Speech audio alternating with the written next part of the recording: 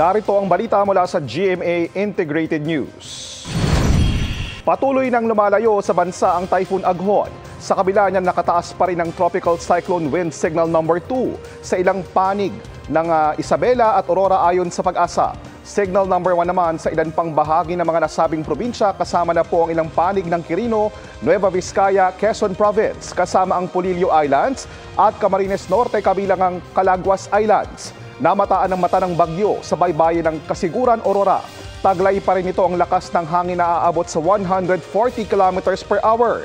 Habang lumalayo sa bansa ang bagyong Aghon, ay patuloy itong lalakas bago tuluyang lumabas sa Philippine Area of Responsibility sa Miyerkules.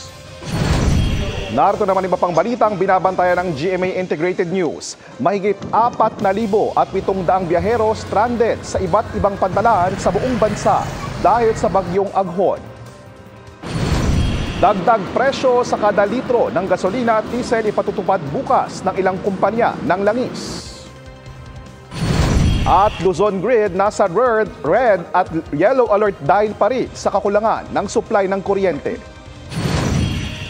Para sa mas malaking misyon at mas malawak na paglilingkod sa bayan, ako po si JP Soriano ng GMA Integrated News, ang News Authority ng Pilipino.